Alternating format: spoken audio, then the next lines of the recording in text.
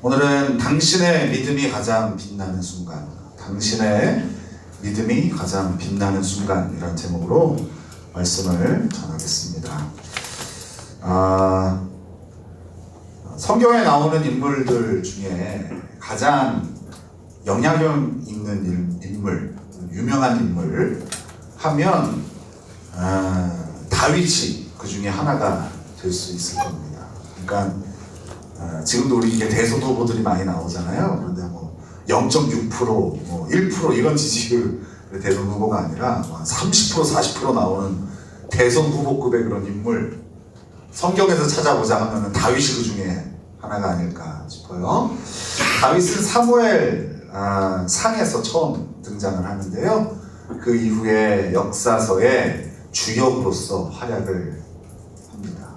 꽤 많은 지분을 차지하고 있어요. 성경의 역사서의 지분 가운데에. 또 그뿐이겠습니까? 시편의 대부분을 또 다윗이 썼고요. 또 다윗이 퇴장한 이후에도 신약 성경까지도 다윗의 이름은 계속해서 거론이 되어집니다.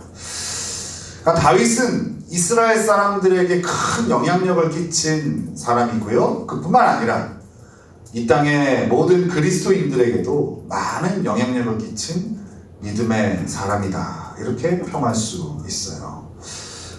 이제 히브리서 11장에 우리 등장하는 믿음의 사람들을 살펴보고 있잖아요. 이제 막바지에 다다랐는데요.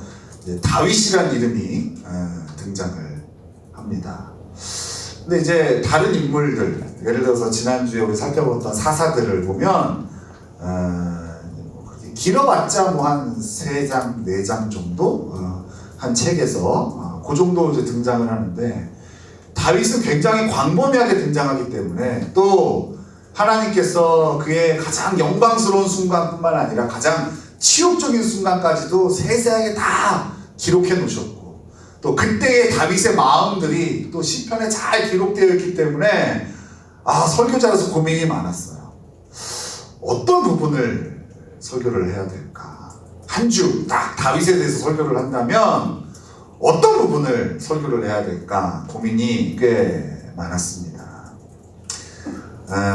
이런 고민들 가운데에 저는 오늘 다윗의 여러 이야기들 중에서 그의 가장 빛나는 순간을 나누기로 결심을 했어요.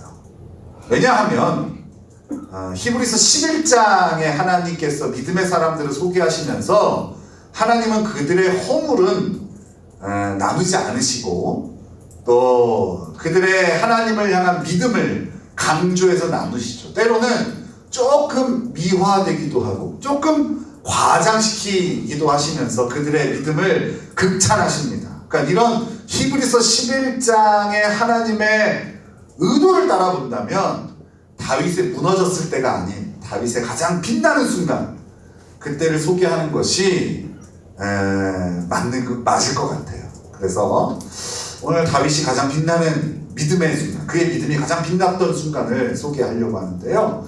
물론 그것도 여러 가지의 또 후보들이 있습니다. 그 중에서도 저는 오늘 사무엘상 24장을 택했어요. 사무엘상 24장.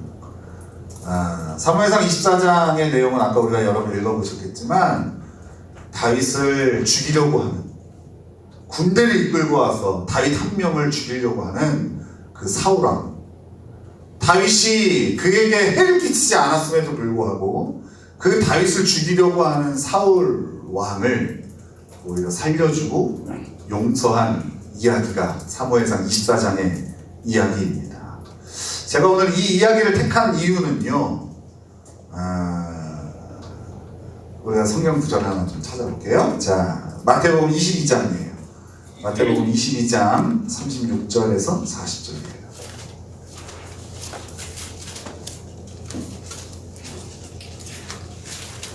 마태복음 22장 36절에서 40절 같이 찾으신 분들 읽겠습니다. 우리 밴드로 예배드리시는 분들도 함께 소리내어 읽어주시면 감사하겠습니다. 시작. 선생님, 율법 중에서 어느 계명이 크니까? 예수께서 이르시되 내 마음을 다하고 목숨을 다하고 뜻을 다하여 주 너의 하나님을 사랑하라 하셨으니 이것이 크고 첫째 되는 계명이요 둘째도 그와 같으니 내 이웃을 내 자신같이 사랑하라 하셨으니 이 두 계명이 온 율법과 선지자의 강령이니라. 예수님께서 우리에게 가르쳐 주신 가장 큰 계명이 뭐냐? 하나님을 사랑하고 이웃을 사랑하는 거예요. 그리고 예수님은요, 그 우리가 사랑해야 되는 이웃의 범위도 정해 주십니다. 그건 마태복음 5장에 있어요. 자, 우리 마태복음 5장 43절에서 44절입니다. 마태복음 5장 43절에서 44절. 자, 시작. 또 내 이웃을 사랑하고 내 원수를 미워하라 하였다는 것을 너희가 들었으나 나는 너희에게 이르노니 너희 원수를 사랑하며 너희를 박해하는 자를 위하여 기도하라. 예수님은 가장 큰 계명으로 사랑하라는 명령을 주셨어요. 이웃을 사랑하라고, 하나님을 사랑하고, 또 하나님을 사랑하는 자는 이웃을 사랑해야 돼 라고 가장 큰 계명을 정리해 주셨어요. 그러면서 우리가 사랑해야 될 이웃의 범위를 원수까지 이렇게 정해 주신 거예요. 그죠? 그러면 이 예수님께서 정리해 주신 가장 큰 계명을 잘 순종한 장면이 가장 그의 믿음이 빛나는 순간 아니었을까요? 그래서 오늘 사무엘상 24장을 택한 거예요. 다윗이 그 원수 사울 왕을 용서하고 그를 품었던 이야기. 오늘 우리가 다룰 이야기가 바로 이 이야기입니다.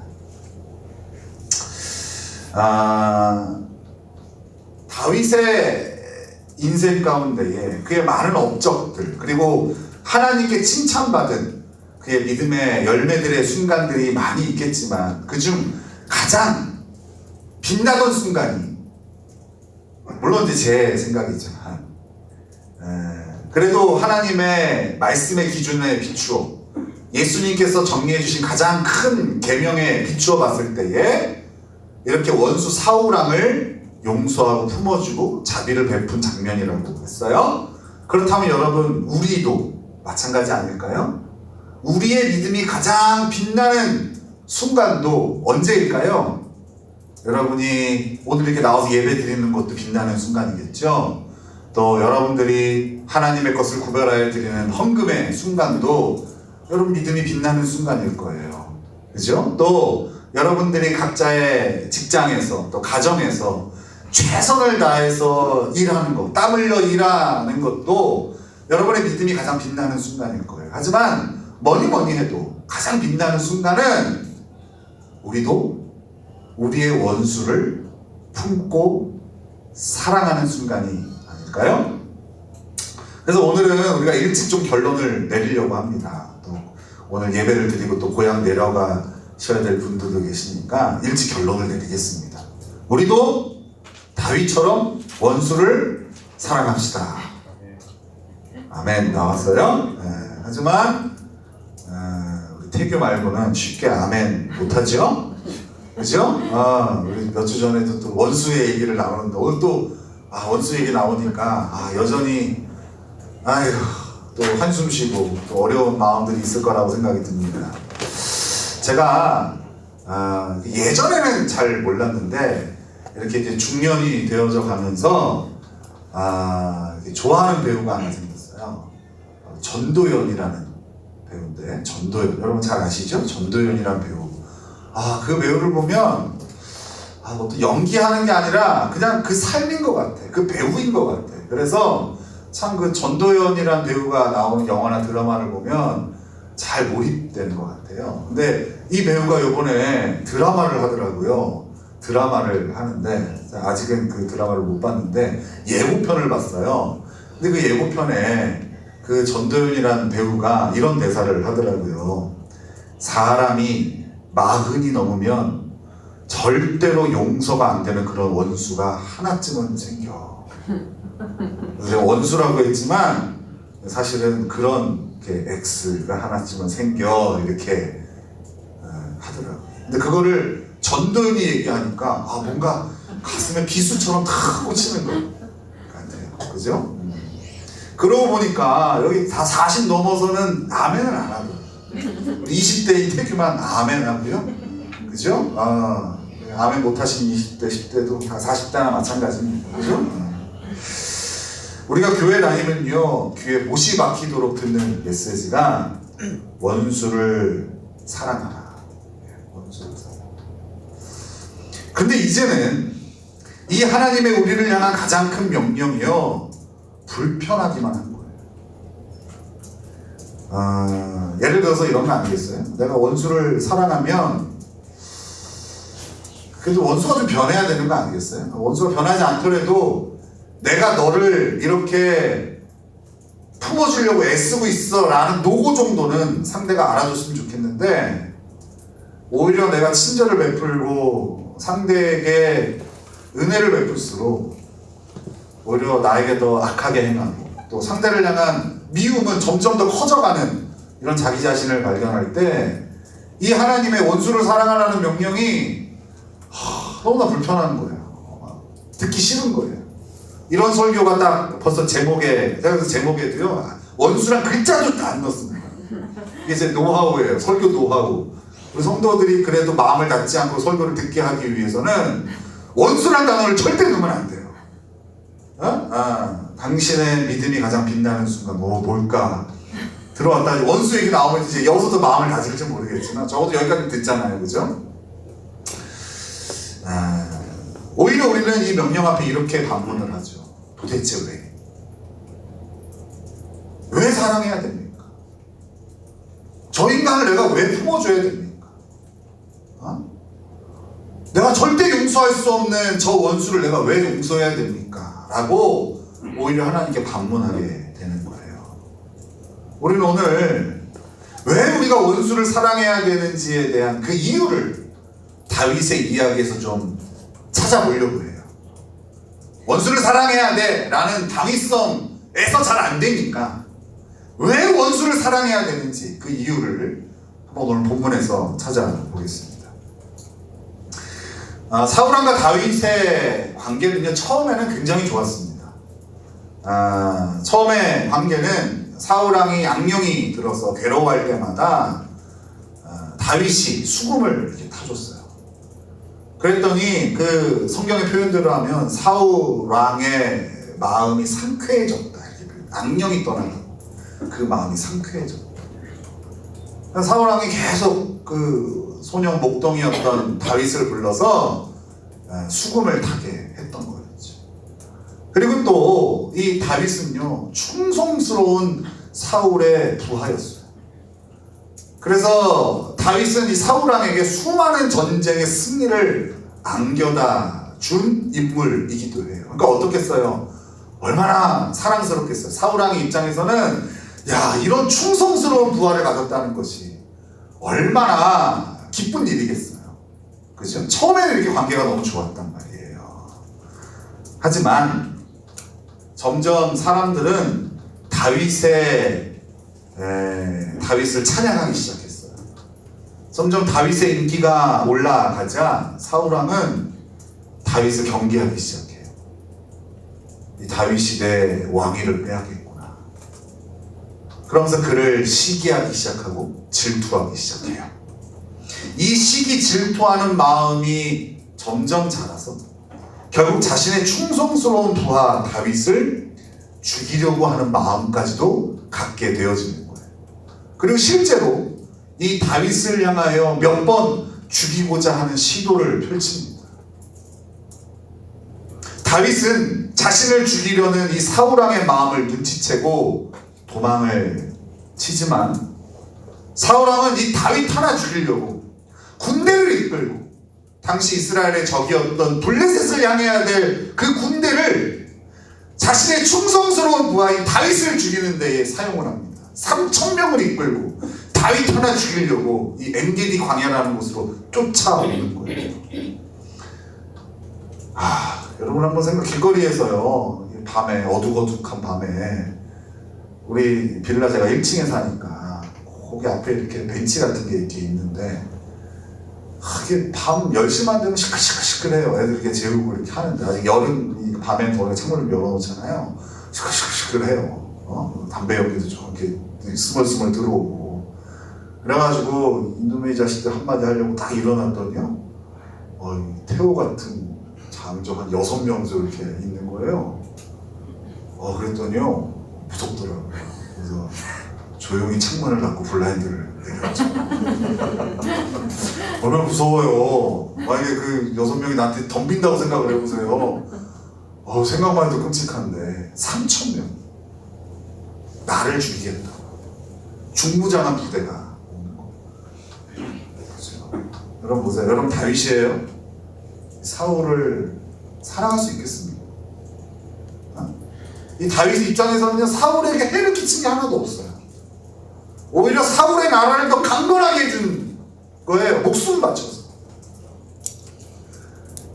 그런데 그런 자기에게 돌아오는 대접이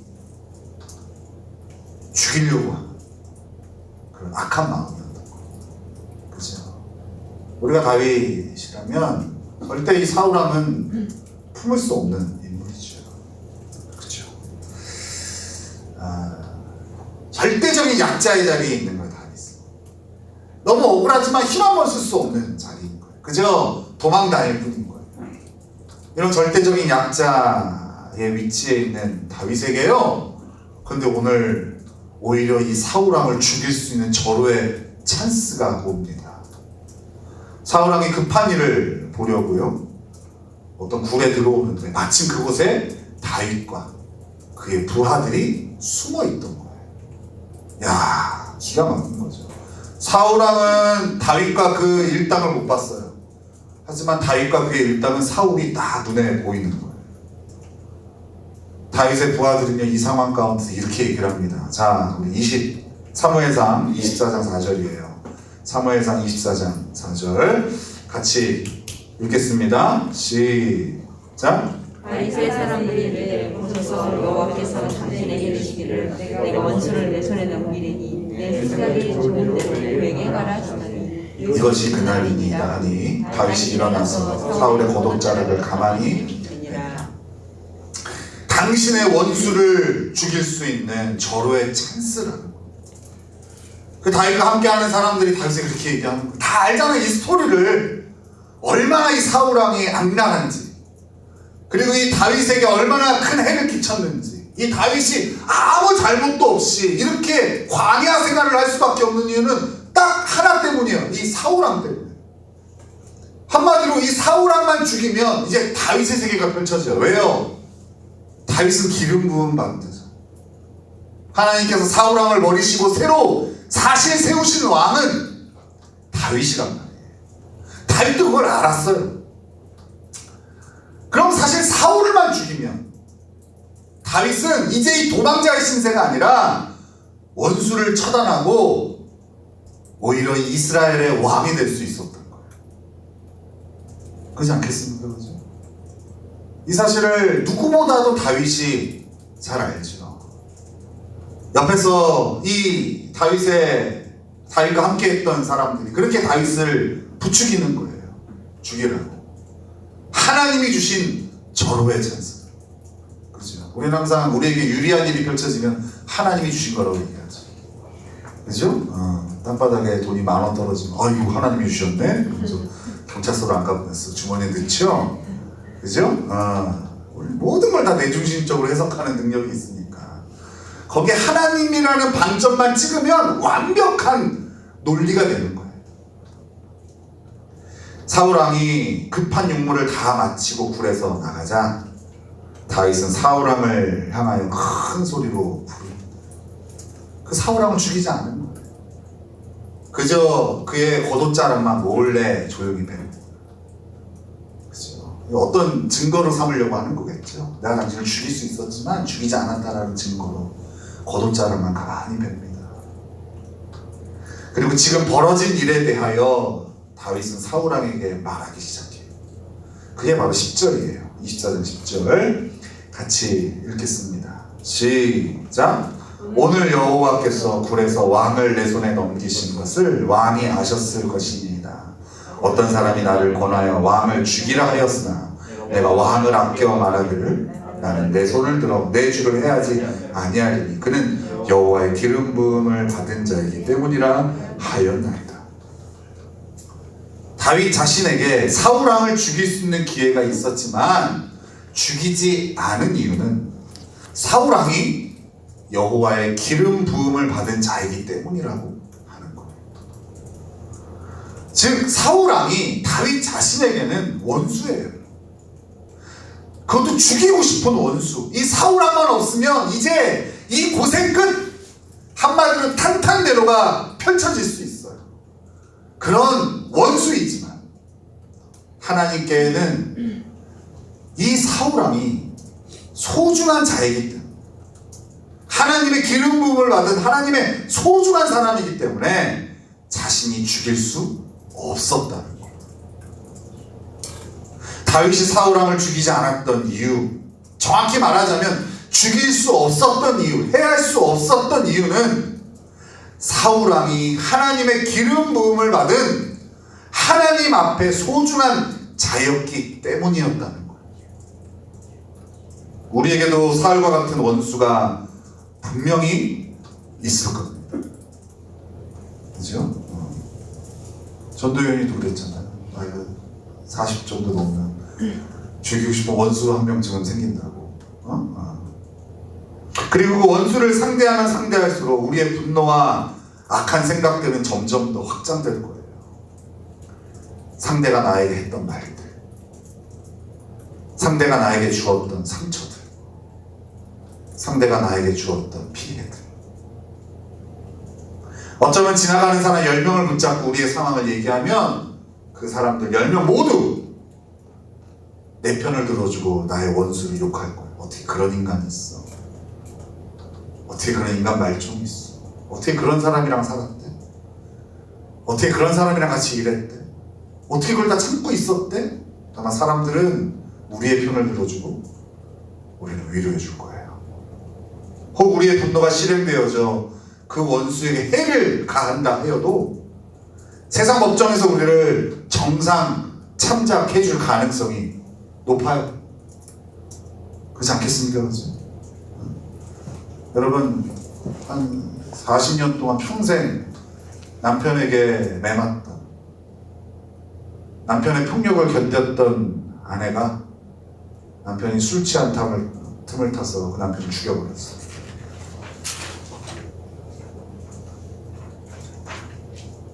사형이죠. 무기징역이죠. 살해니까. 죽인 거니까. 그죠? 근데 세상 법정에서도요, 그 정상 참작 해주더라고요. 이 여인이 평생토록 겪었던 고통, 이것을 이해해 주더라고요. 그러나 하나님은요, 우리가 이렇게 죽도록 미워하는 우리의 원수를 이렇게 보세요. 창세기 1장 27절, 창세기 1장 27절 제가 한번 읽어드릴게요. 하나님이 자기 형상, 곧 하나님의 형상대로 사람을 창조하시되 남자와 여자를 창조하시고, 우리가 죽도록 미워하는 그 영혼이 하나님의 형상대로 지음받은 한 영혼이라는 거. 하나님의 형상대로 지음받은, 하나님이 직접 지으신 그 소중한 한 영혼이라는 거. 또 디모데전서 2장 4절, 이거 한번 같이 찾아볼까요? 하나님께서 우리의 원수를 어떻게 보시는지. 디모데전서 2장 4절.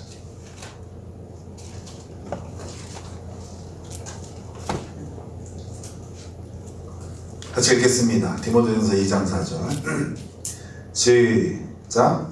하나님은 모든 사람이 구원을 받으며 진리를 아는 데 이르기를 원하시느니라. 모든 사람이 구원을 받으며, 하나님이 구원하기 원하시는 한 영혼이라는 거. 다시요, 정리해 볼게요.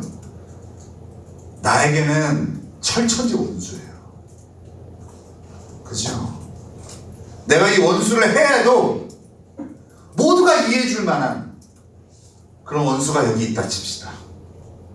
그런데요, 우리 하나님께는요, 이 왼수가, 나의 왼수가 하나님의 소중한 한 영혼, 자기 아들 예수 그리스도를 희생시키면서까지도 구원하기를 원하시는 그 소중한 한 영혼이라는 거예요. 다윗은 이것을 볼 수 있는 믿음이 있었던 거예요. 자신을 죽이려 한 지독한 원수인 사울왕이 하나님 보시기에는 소중한 한 영혼이라는 것을 다윗은 볼 수 있는 눈이 있었던 거예요. 정확히 얘기하자면 하나님이 그 눈을 주신 거죠. 다윗은 원수 사울이 아닌 하나님의 소중한 한 영혼 사울을 주장했던 거예요. 다윗도 우리와 같은 인간이잖아요. 그렇다면 그 굴에서 분명히 갈등했을 거예요. 죽여? 원수 사울을 주장했다면 죽였겠지. 그리고 그 마음이 너무 괴로우니까 계속해서 이유를 찾았을 거예요. 그래, 그가 얼마나 나를 힘들게 했는데 내가 여기서 얘를 죽이지 않았다면 나뿐만 아니라 내 가족과 내 따르는 이 백성들까지도 더 힘들어질 수 있으니까 그래, 여기서 끝내는 게 잘했어. 아마 이런 이유들을 찾았을 거예요. 근데 다윗은 그 굴에 그 잠깐의 순간 동안 원수 사울이 아닌 하나님의 소중한 한 영혼 사울을 주장했던 거예요. 이건 제 생각이 아니에요. 그가 다윗의 옷을 베어낸 다음에 괴로워요. 그건 뭐냐면 다윗도 이 사울을 전적으로 품을 수 있었던 게 아니에요. 얼마나 미웠겠어요. 그치? 얼마나 죽이고 싶었겠어요. 하지만 그 가운데 다윗은 원수 사울이 아닌 하나님의 소중한 한 영혼 사울을 바라보고 그걸 주장했던 거예요. 우리는 사람을 보기 전에 하나님을 먼저 보는 습관을 가져야 돼요. 하나님을 보기 전에 사람을 먼저 보면은요, 우리는 그 사람에 대한 부정적인 면만 보게 돼요. 왜일까요? 너도 죄인이고 나도 죄인이기 때문에. 죄인에게 허물이 있는 거는 당연한 겁니다. 그런데 죄인된 우리도 상대를 제대로 볼 수 있는 실력이 없기 때문에 그 허물을 더 왜곡되고 더 과장해서 볼 수밖에 없는 게 죄인이에요. 그래서 여러분, 죄인과 죄인이 만나면 죄가 관영하는 거예요. 그죠? 그 욕심과 욕심이 만났을 때 어떤 장면들이 펼쳐지는지 저는 요새 선거를 보면서 많이 봅니다. 가장 많이 배우고 가장 출세하고 가장 많이 가졌다는 사람들이 하는 싸움들을 보세요. 그 권력이라는 욕심, 그것을 차지하기 위해서 상대방을 어떻게 공격하는지 보세요. 그게 인간이에요. 그게 죄인이에요.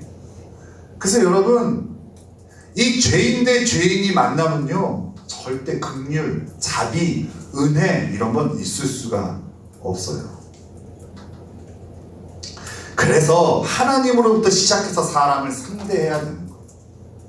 우리 믿음의 사람들, 우리 그리스도인들은 이 습관을 길러야 돼요. 하나님으로부터 시작하는 습관. 하나님으로부터 시작하면요, 상대가 아무리 악하고 나를 해하려는 원수라 할지라도 그 상대를 향한 긍휼한 마음과 품으려는 마음으로 상대하려 애쓸 수 있게 되어져요. 이런 거예요. 하나님으로부터 시작해요. 하나님이 내가 너무 싫어하고 너무 미워하는 원수가 있어요. 근데 하나님으로부터 시작하면 하나님의 소중한 한 영혼이잖아요. 그러면 이제 내가 이 영혼 품을 수 있어. 자, 여기까지는 아닙니다. 하지만 이 마음은 생겨요. 한번 해보자. 하나님의 소중한 한 영혼이라니까. 하나님이 그 아들을 희생시키면서까지도 구원하기를 원하시는 한 영혼이라니까. 내가 오늘 한번 저 영혼을 품어주려 애쓰리라. 내가 저 영혼을 상대로 인내해 주기로 내가 한번 힘써보리라 결심할 수 있다는 것. 제가 아침마다 경건의 시간을 한 후에 하루가 새벽 기도 경건의 시간 이렇게 하고 하루를 시작하겠죠? 하고 제가 하나님 주신 말씀을 가지고 기도하고, 그리고 오늘 만나야 될 사람들 위해서 기도합니다. 가장 만나야 될 사람들은 저희 가족들이겠죠. 우리 아이들. 그리고 오늘 성경 공부를 통해서 만나야 될 우리 성도들. 그리고 제가 계획하지는 않았지만 여러 가지 모양으로 만나야 될 사람들. 기도해요.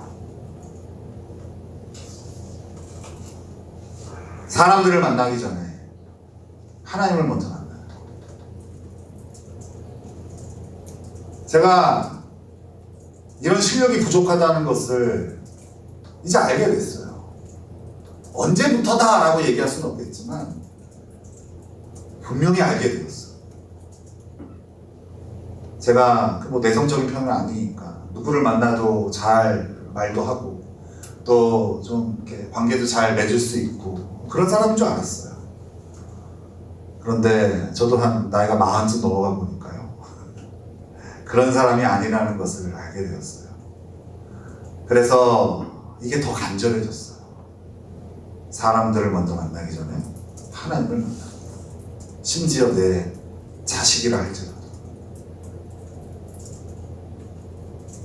하나님이 보시는 소중한 한 영혼이라는 것을 제가 먼저 볼 수 있어야 그 영혼을 내가 이해하고 품어주고 용서하고 사랑할 수 있다는 것을 이제 분명히 알게 됐어요.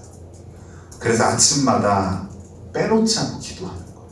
하나님, 오늘 제가 누구누구를 만납니다. 제가 오늘 누구누구와 함께 공부합니다.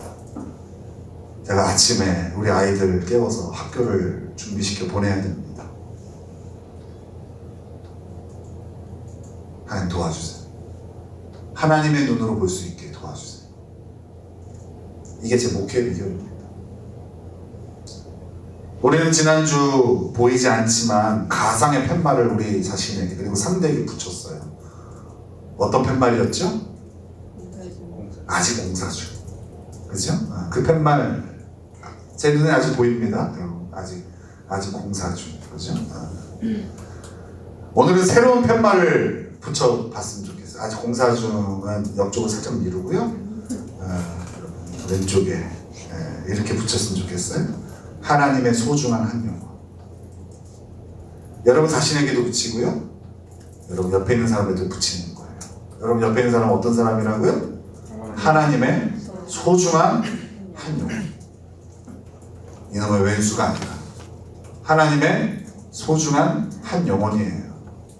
하지만 우리 눈에 계속 이렇게 보일 거예요. 이놈의 왼수로, 이 철천지 왼수로, 죽이고 싶은 왼수로 보일 거예요. 하지만 뭘 주장해야 돼요?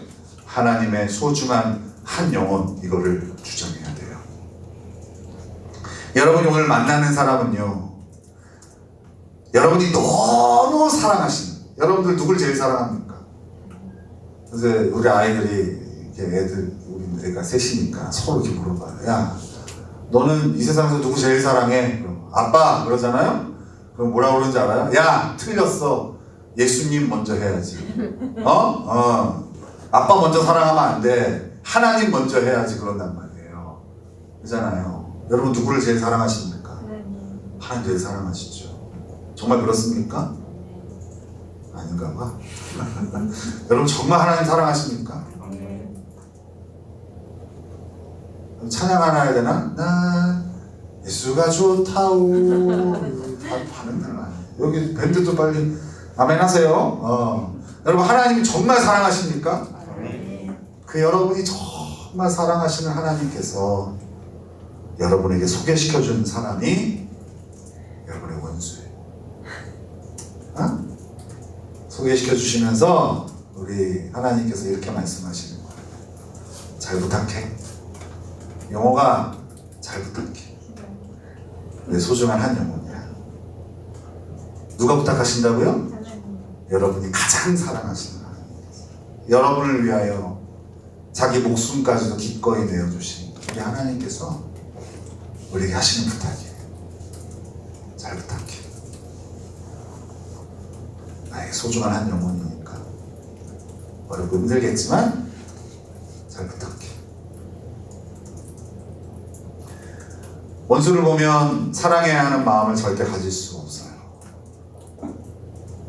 하지만 하나님을 보면 그런 원수를 향한 새로운 마음을 가질 수 있어요. 아까 제가 얘기했잖아요. 이제 그 영혼 사랑해야지. 여러분 이런 마음까지는 아닐 겁니다. 하지만 그래도 그 영혼을 향한 다시 힘을 낼 수 있는 가능성, 그것이 바로 하나님께 있는 거예요. 물론 하나님의 은혜와 자비라면 상대를 미워하는 마음이 순간 사랑으로 바뀔 정도로 커요. 하지만 우리가 죄인이라는 사실을 잊으면 안 돼요. 그래서 이것이 작동이 잘 안 되는 거예요. 하지만 그래도 그런 틈도 보이지 않는 마음 가운데 상대를 향한 새로운 마음이, 그 가능성이 생기는 거예요. 명절 연휴 기간 많은 이들이요, 사람들의, 그것도 가까운 친인척들로 인해 상처를 많이 받는다고요. 그래서 어린애들은 용돈 받으니까 명절이 좋은데요, 벌써 20대만 돼도요 명절 다 싫어해요. 좋아하는 사람이 별로 없어요. 오히려 가까운 사람들한테 상처를 받는 거예요. 비교당하고, 상대의 아픔을 배려해 주지 못하고 함부로 얘기하고. 우리 어른들 좀 조심합시다. 정말.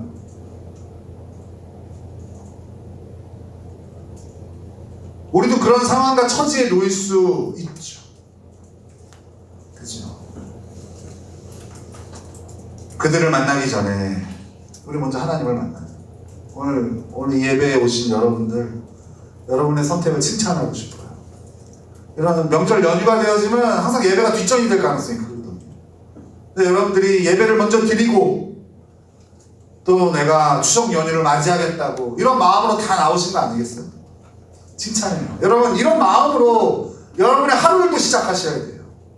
사람들을 만나기 전에 하나님을 만나는 것을 습관을 들여요. 그러면 주님께서 우리에게 이렇게 사람을 만나기 전에 말씀해 주실 거예요. 잘 부탁해. 내가 고치고 있는 소중한 한 영혼이란다. 제가 나중에 우리 딸아이가 결혼하게 되어지면요, 우리 딸아이를 데리고 가는 그 도둑놈한테 제가 한마디 할 거예요. 잘 부탁해. 소중한 자녀야. 내 소중한 딸이야. 잘 부탁해. 이렇게 부탁을 할 거예요. 이 마음이 어떤 마음인지 알겠죠, 여러분? 하나님께서 날마다 우리에게 그런 부탁을 하시는 거예요. 다윗은 주님과 교제에 누구보다도 헌신했던 사람. 주님께 묻지 않는 질문이 없었어요. 이 정도부터 내가 해도 되겠지가 없었어요. 처음부터 할까요 말까요부터 다윗은 하나님께 물어봤던 인생이에요. 다윗의 이 실력이 어디서 나왔을까? 그런 날마다 사울을 만나기 전에 하나님을 만났던 거예요. 그리고 하나님의 음성을 들었던 거예요. 힘들지. 그런데 그래도 부탁할게. 사울아, 내가 기름 부었거든. 내가 아직도 기회를 주고 있고 나는 저 영혼이 고침받고 구원받기를 원해. 그러니까 잘 봐줘. 그 하나님의 음성이 없었다면 다윗은 사울이 굴에 들어왔을 때 절호의 찬스다고 그의 목을 베어버렸을 거예요. 여러분 우리도 잊지 마셔야 돼요. 우리도 하나님 만나지 않으면 언제든지 상대의 목을 벨 수 있는 그런 죄인이라는 사실.